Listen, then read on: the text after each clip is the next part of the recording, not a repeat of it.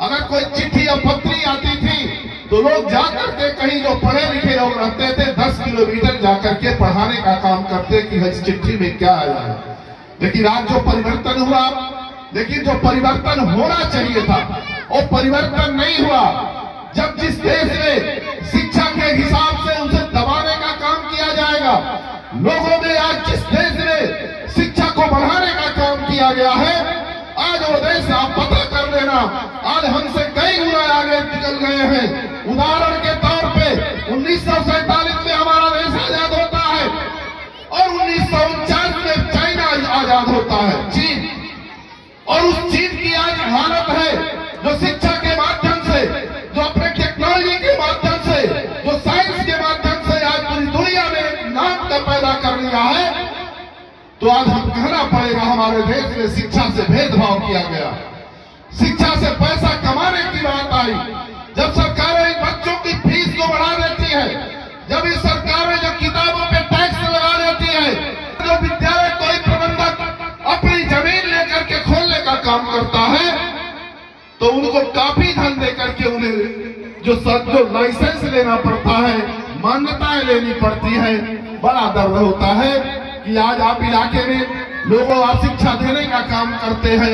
मैं उदाहरण के तौर पे ये जमीन की बात करता हूँ। इस चौराहे पे इस जमीन की जितनी कीमत है प्रजापति जी ने खोला है, हमें लगता है करीब करीब 2.5-3 करोड़ बिल्डिंग को लेकर के अपनी पूंजी लगाया है आपने। अगर ये बैंक में डाल देते हैं, पैसा कमाने का शौक होता तो इससे कई गुना कमा करके भी अपने बच्चों का पालन पोषण कर करके ये भी सुखी रहते। लेकिन नहीं, इनके मन में है कि हम यहाँ पर शिक्षा के माध्यम से नौजवानों, गरीब दुखिया सबको पढ़ाने का काम करेंगे। जो सरकार नहीं करती वो काम हमारे मैनेजर लोग करते हैं। मैं इनको बहुत बहुत धन्यवाद देता हूँ। रही बात वही कि यह शिक्षा जो 47 में आजाद होने के बाद चाइना आज अमेरिका जैसे वहां के लोगों से लोहा लेने का काम करता है, तो आज हमारा देश उससे 2 साल पहले आजाद होता है। हमें लगता है इस देश की जो आबादी है, उस देश में अगर शिक्षित का अगर परसेंटेज निकाला जाएगा तो देश के जो पूरे विश्व में सबसे कम पढ़े लिखे इस देश में मिलेंगे। इसका कारण है चाइना क्यों आगे गया। एक बौद्धिस्ट देश होने के नाते जहां पे कोई जात धर्म, कोई हिंदू मुसलमान नहीं है, वहां पे केवल शिक्षा में एक मानवता की बात होती है। हमारे देश में जब धर्म की बात होती है, हिंदू और मुसलमान की बात होती है, दलित और चमार की बात होती है, पिछड़े और अगड़े की बात होती है, उस देश में कभी जब बराबरी का दर्जा नहीं दिया जाएगा, उस देश में ऐसा ही भेदभाव होगा। आपको अगर शिक्षित बनाने के लिए जो सरकारें काम किया, जो भी सरकारों ने काम किया, उसकी मैं तारीफ करता हूँ, इस नाते तारीफ करता हूँ।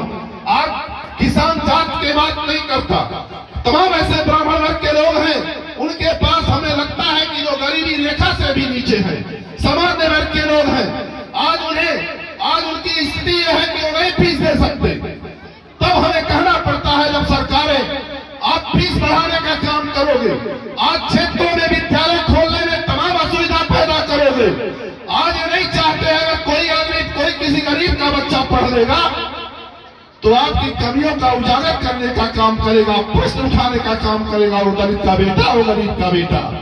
तो सरकार चाहती है इतना फीस बढ़ा दो कि ये लोग फीस न दे पाए, अपने बच्चों को पढ़ाई लिखाई न कर पाए, ये जाकर के शराब चुरा करके अपनी गरीबी में उसी में पी करके कम उम्र में मर जाने का काम करते हैं। सरकार की नियति है।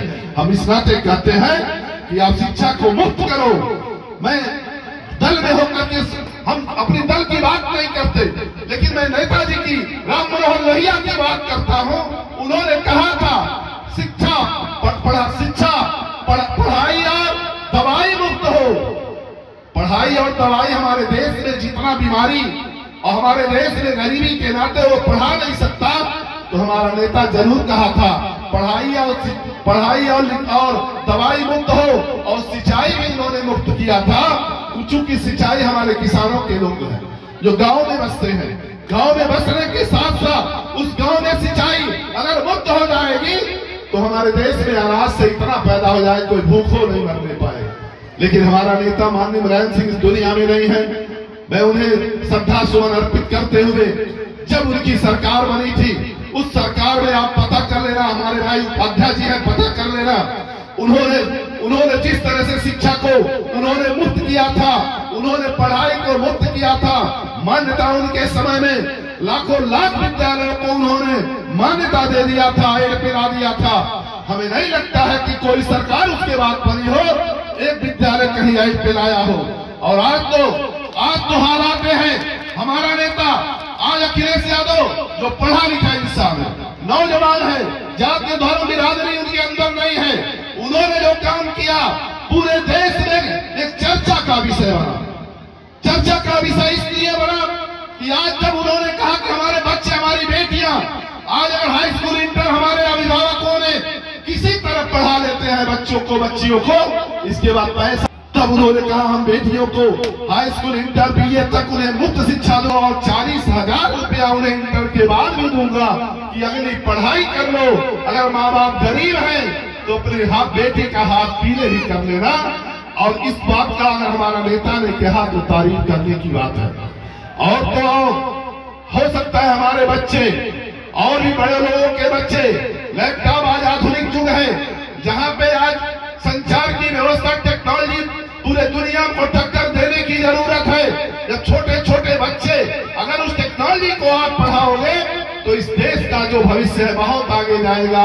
उसको देखते हुए हमारा नेता माननीय अखिलेश यादव ने कहा कि गरीब का बेटा है, बाप के पास नहीं पैसा है, बड़े लोगों के बच्चे अगर लैपटॉप चलाते हैं तो वो भी देखता है तो उसे भी लालच रखती है, जाता है अपने बाप से कहता है कि पिताजी हमें भी लैपटॉप ले दो, तो बाप बेबस होकर के कहता बेटा मेरे पास पैसा नहीं है, हम नहीं ले सकते। और आने वाले वक्त में आप पढ़ो, आने वाले वक्त में हो सकता है कोई सरकार आए इसको हमको भी दे देगी। लेकिन वो बात माननीय नेता अखिलेश यादव के पास पहुंची, उन्होंने कहा हम हर गरीब, हर समाज के बच्चों को लैपटॉप देंगे। आज उन्होंने लैपटॉप देने की बात ही नहीं किया, उन्होंने देख करके एक निशान साबित कर दिया। और जब वो गरीब का बच्चा अपने पीठ पे जो लैपटॉप का बैग टांग के जाता है तो लगता है उसे कितना प्राउडफुल होता है। तो मैं उस नेता को भी धन्यवाद देता हूं जो आपकी सोच इतनी बड़ी है।